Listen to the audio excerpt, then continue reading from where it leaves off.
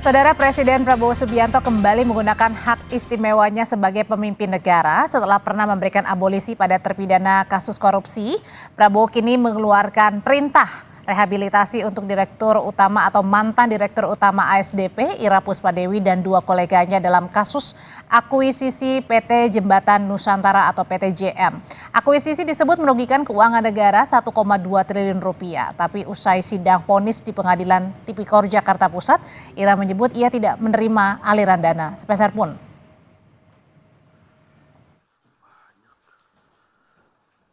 Kami menghormati seluruh proses hukumnya. Kemudian yang kedua, kami terima kasih atas doa dan dukungan para sahabat.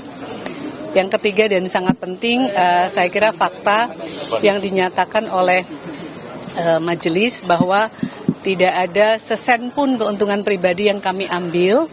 Kemudian yang berikutnya kami ingin sampaikan bahwa akuisisi ini adalah aksi strategis yang bukan hanya baik atau menguntungkan untuk ASDP, tetapi untuk negara.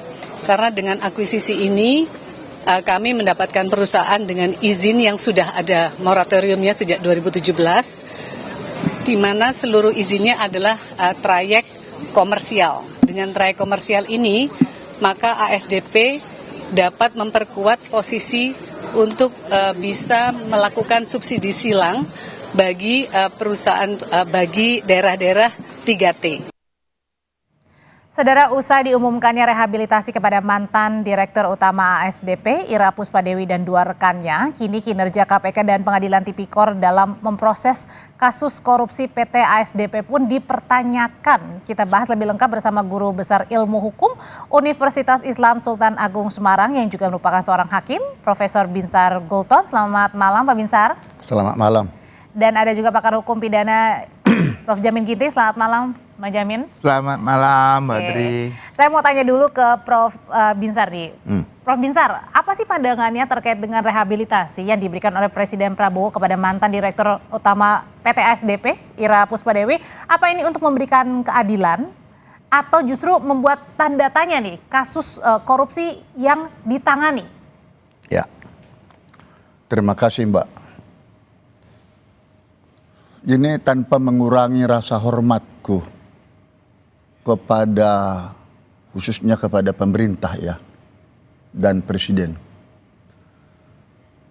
Hak prerogatif itu memang ada di tangan Presiden sesuai pasal 14 Undang-Undang Dasar 45. Tetapi bukan berarti hak-hak tersebut seperti abolisi, amnesti, rehabilitasi itu tanpa dasar. Kenapa bisa dibilang begitu? Iya, karena begini, kaitannya dengan yang disampaikan belum putus. Ya, itu kasus yang sedang hangat sekarang dibicarakan. Ya, artinya masih proses banding. Saya tidak tahu apakah ini sudah banding ke pengadilan tinggi atau belum. Tapi selama belum ingkrah putusan itu, janganlah kiranya ada bentuk-bentuk intervensi kepada lembaga yudikatif. Ini kan ada asas trias politika yang memiliki kewenangan masing-masing. Saling koordinasi boleh-boleh saja, akan tetapi tidak boleh saling mengintervensi. Jadi kalau ini misalnya sudah ingkrah, silakan dilakukan rehabilitasi. Perlu diketahui, ini kasus korupsi.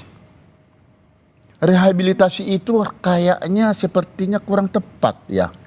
Jadi Pak Binsar, disampaikan kepada kasus korupsi. Mungkin kalau narkoba sebagai pengguna bisa saja terjadi. Jadi yang dikritisi atau dipertanyakan Pak Binsar adalah waktunya begitu. Ya. Yang setelah vonis masih ada 7 hari untuk waktu berpikir-pikir, Ya. tapi kemudian tiba-tiba ada pemberian rehabilitasi. Sudah ada. Jadi kurang tepat. Ya. Nah, jadi ini menjadi presiden buruk di dalam penegakan hukum. Apa yang dilihatnya kalau gitu? Kalau ini sudah ingkrah seperti yang saya katakan tadi, mau berapa tahun pun dihukum oleh hakim, silahkan itu sudah menjadi domain atau ranah daripada eksekutif. Mungkin kalau ada berbagai tekanan kan kasus ini kan berbagai tekanan atau dukungan di media sosial bahwa kasus Bu Ira ini tidak sepantasnya ditetapkan sebagai tersangka. Tetap tidak bisa. Kalau karena ada tekanan dari berbagai netizen misalnya, pengaruh-pengaruh dari luar, itu tidak boleh dijadikan pegangan oleh pemerintah, dalam hal ini presiden. Hampir sama waktu saya mengadili kasus kopi maut bersianida dulu. Kalau saya terpengaruh dengan banyaknya netizen, dengan pendapat-pendapat di luar sana, mungkin kami akan membebaskan kasus itu. Dan kesempatan untuk membebaskan boleh saja. Akan tetapi dalam naluri seorang hakim muncul satu keyakinan bahwa dia pelakunya, dan sampai 3 kali dilakukan peninjauan kembali ke Mahkamah Agung, tetap ditolak oleh Mahkamah Agung, kan begitu. Nah, jadi kembali kepada rehabilitasi ini. Oke. Saya tidak kurang sependapat lebih awal dikeluarkan ini. Oke, kalau dari Bang Jamin sendiri setuju nggak Bang kalau misalnya tadi Pak Gultom bilang karena timingnya belum tepat? Ya, gini, kita harus bedakan kedudukan seorang kepala negara sebagai pemimpin bangsa yang cukup besar, melihat situasi dan keadaan negara seperti apa, maka diberikanlah dia hak prerogatif itu. Beda dengan seorang hakim memang harus tegak lurus karena dia kepentingannya hanya terkait dengan kasus yang dia tangani.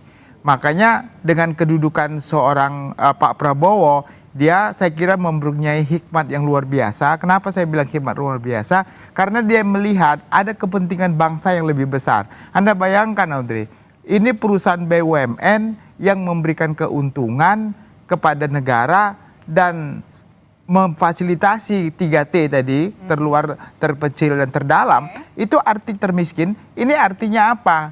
Tidak ada diuntungkan orang ini. Nah, kalau sampai terjadi seperti ini dan semua CEO BUMN yang mempunyai itikat baik tidak diuntungkan dan terpenuhinya sarana dan prasarana terjalin, dipidana.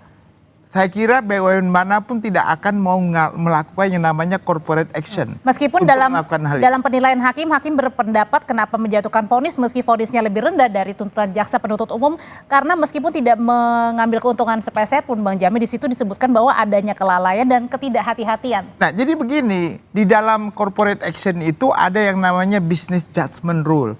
Ada kriterianya. Pertama, business judgment rule itu, satu, dia melakukan itu dengan suatu kehati-hatian, visibility yang cukup mendalam, tidak menguntungkan dirinya dan pekerjaan itu dilakukan sesuai dengan bidang dan tugasnya. Ibu Ira ini melakukan itu semua. Yang dimaksud dengan kelalaian mengakibatkan kerugian itu kelalaian corporate action. Bukan kelalaian dalam arti memiliki niat jahat untuk membuat jadi rugi atau membuat jadi lalai. Nah, ini yang tidak disadari. Jadi corporate action manapun bisa saja rugi. Dan negara bisa rugi kalau dia BUMN. Tetapi kerugian yang bukan didasarkan kepada niat jahat, itu bukan pidana dan tidak bisa dipidana. Anda bayangkan, Audrey, kalau sampai semua BUMN ini ada kerugian dan itu dianggap kerugian negara, maka mereka tidak bisa melakukan corporate action apapun begitu untuk melakukan persaingan dengan pihak swasta. Jadi artinya pemberian hak rehabilitasi dari Presiden Prabowo ini kepada para tersangka yang sesaat lagi akan dibebaskan begitu ya, direhabilitasi, pemulihan. Ini artinya adalah sejalan, artinya ada yang mereka tidak mengambil keuntungan sepeser pun, satu sisi juga ada tekanan dari publik. Iya, kalau Ibu Ira ini pertama, sebenarnya kalau BUMN itu CEO-nya bisa kita pidana tipikor dengan 2 syaratnya. Pertama, kalau dia mendapatkan keuntungan, namanya illicit enrichment, mendapatkan suatu kenikmatan kekayaan tidak sah, itu boleh. Yang kedua, dia melakukan pemerasan, memeras orang, ya, itu ada pasalnya. Jadi 2 hal itu yang harus diperhatikan. Kalau di luar itu enggak masalah. Negara manapun di dunia ini enggak ada terkait dengan tipikor BUMN seperti itu. Saya menggelitik, mohon izin Pak, menggelitik dengan tidak ada Pak Binsar, oke, gimana Pak Binsar? Disebut tadi tidak ada keuntungan secara pribadi. Ya, tidak ada sepeser pun yang diambil Ya. katanya. Nah, ini yang salah penafsiran. Ini kita lihat dulu surat dakwaan jaksa. Dan ada sampai dissenting opinion. Saya sebenarnya tidak terlalu jauh mencampuri, tetapi yang saya baca dalam pertimbangan itu ya, dakwaan masuk kepada pasal 3 ya, Undang-Undang Tipikor. Dan yang menjadi dipersoalkan di sana adalah apakah ada penyalahgunaan kewenangan, kesempatan yang ada padanya, dan kemudian merugikan orang lain atau diri sendiri atau termasuk korporasi. Kalau di pasal 3 ini memang kena banget dia. Mengapa saya katakan Kenanya kena? di mana? Kenanya, makanya Oke. mau saya jelasin. Usai jeda ya Bapak-Bapak ya, tetap Ya. bersama kami di Sapa Indonesia Malam. Nanti dulu Bapak-Bapak, tetap bersama kami. Ini.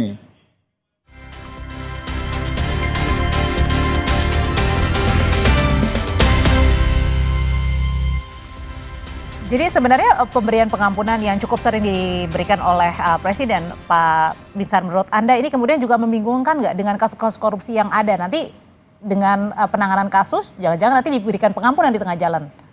Ya, udah bisa. Sudah. Udah bisa cerita. Baik, kembali pertanyaan yang pertama tadi saya tanggung menjawabnya ya, yang di pasal 3 ini. Jadi jangan salah paham dulu pemirsa, kalau tidak ada keuntungan masuk kepada pribadi, lalu orang itu tidak bersalah. Ini persoalannya ada enggak kerugian negara? Ada.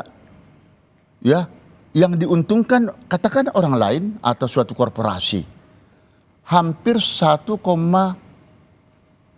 triliun 200 sekian. Ya, dirugikan uang 1,25 negara. T. Ya, triliun. Nah, jadi karena ada kerugian negara di sana, makanya dihukum 4,5 tahun. Lebih rendah dari Tuntutan. Tapi ada dissenting opinion memang. Salah satu mengatakan itu terletak persoalannya di penyalahgunaan kewenangan dan peranan yang dilakukan oleh si terdakwa ini, apakah menyalahgunakan jabatan kewenangan. Nah, menurut hukum bisnis seperti yang dibilang abang tadi, itu memang dia tidak terbukti melakukan perbuatan, tetapi masuk kepada perdata jadinya. Artinya bukan tidak pidana lah, tidak pidana korupsi. Jadi Maaf begini, dulu bang, ya. ini karena waktunya kepepet. Ya. Nah, akhirnya yang dissenting ini menyatakan onslah. Oke, jadi poinnya apa nih Pak? Ya, tapi karena ini suara terbanyak, ya menyatakan dia tetap terbukti 4 tahun, 6 bulan itu, ya tetaplah terbukti si terdakwa itu melakukan kejahatan tetap pidana. terbukti ya. Tetap terbukti. Jadi begini, kalau KPK ini selalu berpandangannya kalau ada kerugian negara adalah tipikor. Enggak begitu. Tidak semua ada kerugian negara adalah tindak pidana korupsi. Karena apa? Coba lihat di pasal 14 Undang-Undang Tipikor di situ. Di pasal 14 Undang-Undang Tipikor mengatakan kalau tindak undang-undang lain tidak menyebutkan sebagai tindak pidana korupsi, maka yang berlaku adalah ketentuan undang-undang itu, bukan tipikor. Jadi contohnya undang-undang tentang nirlaba pertambangan. Kalau di situ menyatakan ada tindak pidana bukan tipikor, nggak bisa KPK langsung melakukan investigasi terhadap tindak pidana di bidang minerba. Maksudnya KPK-nya yang salah ini? Ya, artinya KPK harus benar-benar yakin kalau tindak pidana korupsi itu sudah tidak diatur dalam undang-undang lain, maka pakailah undang-undang itu. Buat apa contohnya ada undang-undang minerba, ada pidananya, tapi nggak dipakai karena ada kerugian negara, pakai tipikor. Padahal undang-undang minerba bisa mengakibatkan kerugian negara, bisa. Nah, sekarang kita BUMN. Sekarang ada undang-undang BUMN pembaruan nomor 1 tahun 2025 kemarin. Sudah dikatakan dengan jelas di BUMN itu. CEO ataupun direksi BUMN adalah karyawan BUMN, bukan penyelenggara negara. Terus kerugian BUMN adalah kerugian negara, bukan kerugian negara. Itu saja nggak dipatuhi sampai sekarang begitu. Jadi kalau kita ingin membangun suatu bangsa dengan suatu BUMN yang besar, maka harusnya BUMN ini diberikan kesempatan untuk berkompetisi. Kalau berkompetisi ada kerugian, wajar, nggak apa-apa, asalkan tidak menguntungkan pribadi maksudnya. Tapi ini perlu dicatat, itu makanya dakwaan jaksa menjadi fokus dasar hakim memutus perkara. Ini kan tidak ada undang-undang yang lain selain daripada pasal 3 yang dibuktikan gitu loh. Pasal 3 itu hanya terkait ada penyalahgunaan kewenangan dia yang menguntungkan diri atau orang lain, tetapi itu bukan ada perbuatan jahatnya, niat jahatnya dari awal sudah diketahui. Kalau gitu Bapak-bapak gini, karena waktunya sangat terbatas, pertanyaannya adalah gimana ke depan terhadap penanganan kasus korupsi yang sedang ditangani oleh KPK nih? Karena kan jangan-jangan ada yang berpikir juga bahwa ya itu tadi pemberian pengampunan terkesan gampang sekali, padahal pengerjaan untuk pendalaman kasus-kasus ini juga tidak main-main. Saya mau mengatakan Pak Prabowo Presiden Prabowo ini adalah orang yang tepat pada masa waktu yang tepat untuk memberikan keputusan yang tepat. Kenapa? Kalau dibiarkan begini, lama-kelamaan orang nggak berani berbisnis. Jadi Pak Prabowo memberikan rehabilitasi ini menunjukkan apa? Prabowo menunjukkan sikapnya supaya BUMN ini terlindungi dari orang-orang yang mau merusak rehabilitasi BUMN. itu tidak boleh sebebasnya diberikan. Tetapi ini masih ranah pengadilan. Mestinya di sini KPK harus banding apapun ceritanya. Tapi KPK sudah menghormati karena ini merupakan soal dia menghormati atau tidak memang hak subjektif. Tetapi di sini jangan sampai ada karena pengaruh politik. Kalau sudah berbicara hukum, menurut saya panglima hukumnya sama sekali itu hukum, bukan politik. Sudah kita tangkap. Justru jadi saya menghargai sekali kepala negara, menghargai sekali Presiden Prabowo memiliki membuat stabilitas supaya aman. Betul. Baik, ingat sudah kita tangkap. si Hasto Kristianto dulu. Sudah kita bukankah tangkap. tidak terbukti dia? Tetapi diamnestikan. Yang seharusnya itu biarkan banding dulu. Langsung tiba-tiba sudah diambil kepala negara memberikan stabilitas kepada kalau sudah begitu modelnya berarti nanti semua hakim di dalam memutus perkara sudah jadi hati-hati, termasuk penuntutan pun nanti sudah jadi hati-hati. Baik, kalau gitu sudah kita tangkap pesannya. Tetapi Pak Binsar, pesan saya, tolong kalau rehabilitasi itu waktunya jangan terlalu cepat, belum apa-apa sudah terjadi kesan intervensi. Sudah kita tangkap, terima kasih Pak Binsar. Jadi karena itulah mungkin pengaruhnya kepada aparat-aparat penegak hukum lain seperti KPK. Ngapain untuk banding lagi. Gitu ya? Kalau gitu. Terima kasih juga Bang Jamin. Pak Binsar, terima kasih sekali lagi. Selamat